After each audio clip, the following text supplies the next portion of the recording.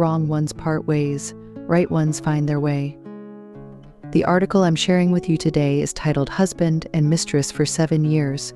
Which kind of extramarital affair can never be ended? Why do we fall in the same place twice? The story is quite complicated. It all started 7 years ago. At that time, after 7 years of marriage, I found out my husband had been having an affair for 2 years. The other woman was also married. She had never suspected a thing until the other woman's husband found her.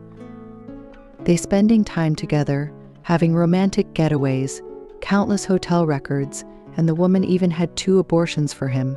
Whenever he had time, he spent it with her. Later, my husband claimed they had broken up and insisted on not divorcing, saying he couldn't leave me and the children, and he wanted to continue being good to us. Afterwards, I didn't bring up divorce again. I had never thought of having a second child. My husband also struggled with whether to have the child or not, hesitating about the surgery. In the end, he didn't respond seriously and just went along with it. During the pregnancy, the most unwelcome thing happened again. The other woman wrote me a letter. Let him go. I've been with him for 7 years, enduring numerous miscarriages. When I wanted a child the most, I gave up for him. You can never imagine my sacrifices. Please let me have him. Now I'm heartbroken. I regret giving birth to the second child. Many times, when the truth is right in front of us, we have no choice but to believe in the saying that there's a difference between cheating once and countless times. But not everyone can decisively choose to divorce. However, experiencing betrayal once is hard enough. Without strong willpower, ordinary people cannot bear it. Being disappointed again, what I care most about is, will he cheat again? Can I still trust him? Cheating has its inevitability and contingency, so we must always maintain the ability to divorce. The ability to divorce is multifaceted, including economic ability, emotional regulation ability, relationship management ability, self-reflection ability, and the ability to live independently, but the most important is the ability to judge people.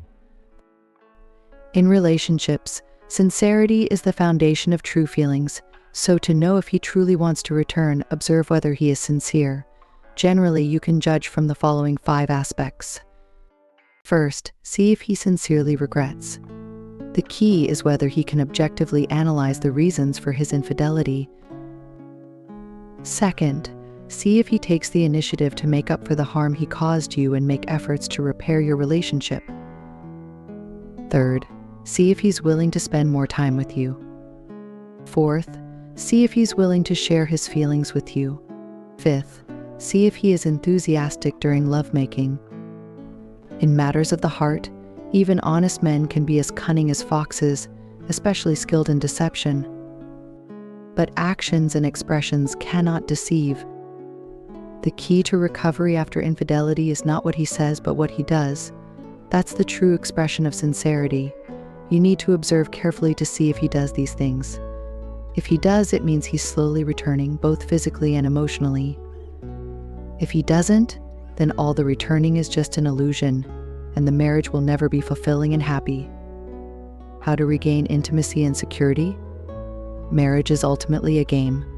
2 people will always unconsciously compete for dominance in the relationship, but careful comparison reveals that there are no absolute winners in happy or unhappy marriages.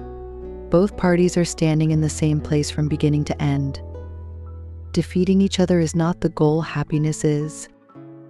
When trying to determine whether he truly wants to return, you also need to do something to show your willingness. Some couples choose to forgive but spend their whole lives dwelling on past infidelities. Some couples only pass the initial forgiveness stage and ultimately separate because they can't trust each other again. Emotional betrayal can harm a marriage, and constantly holding grudges will lead to a false sense of intimacy, which is the real harm to the marriage. So, the husband's return doesn't mean the crisis between you is over. On the contrary, it marks the beginning of emotional repair.